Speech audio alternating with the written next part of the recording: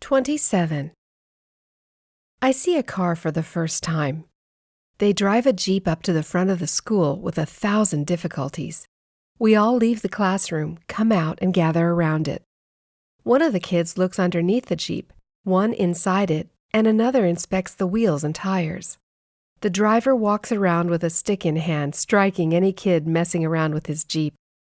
The Jeep has been brought over the shortest mountain in the vicinity. It passed through the surrounding villages, through the desert, and was now in our village. Several of the villagers had to run along in front of the vehicle with shovels in hand, filling potholes and removing large rocks for them to get the Jeep up to our school.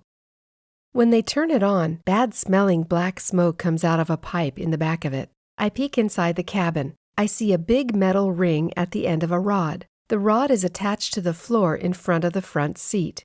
Abdullahi says, "This is a steering wheel. They turn it when they want to turn or go the other way."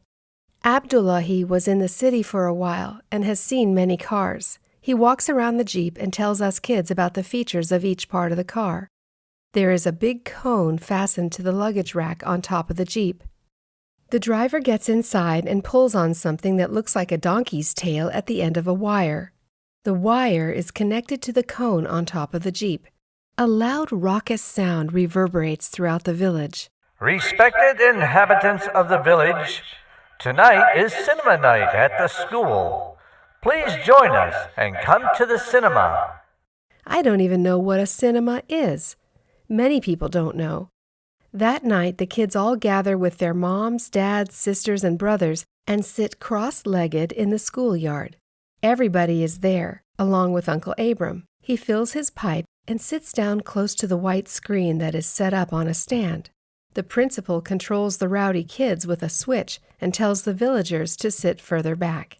They bring in a big box and set it up on a stool facing the screen further back behind the audience. The villagers and relatives that are now all gathered in one place talk with one another. They greet one another and make small talk. Father is there. Nana Baba wasn't able to come because she couldn't make it up the steep alley to the school. She just wasn't up for it. She had been to the cinema in Mashhad, and Uncle Asadullah had taken Baba to the cinema in Kermani, but I had never seen the cinema before. When it gets dark, the ring above the box begins to spin.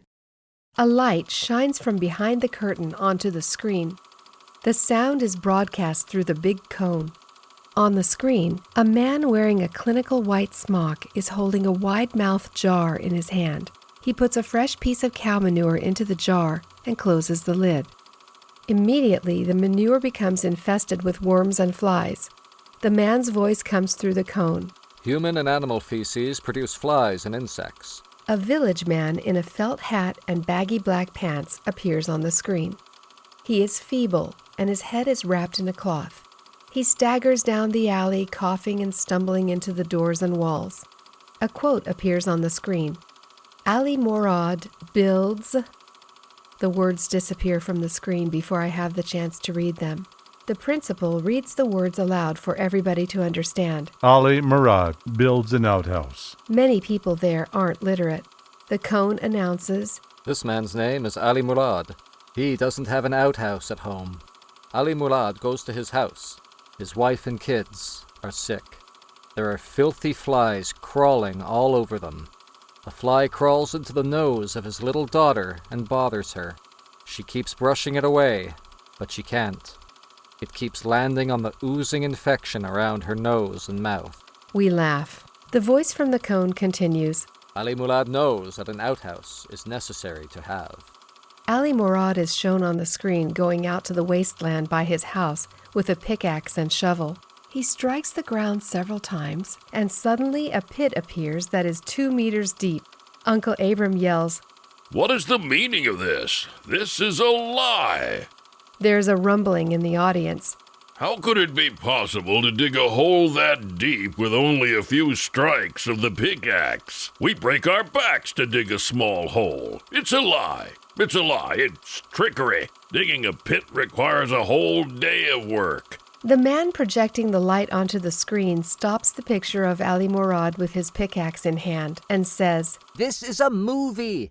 It runs faster.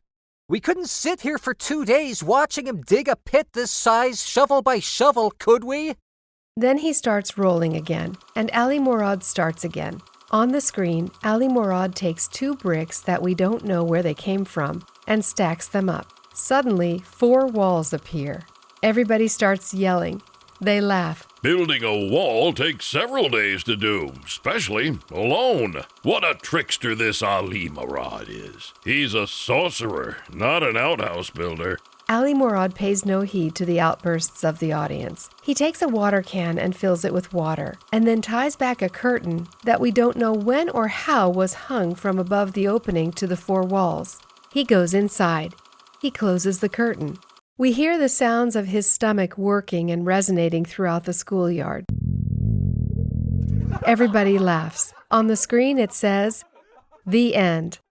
I loved the cinema. The next day in school, I imitated Ali Morad and made everybody laugh.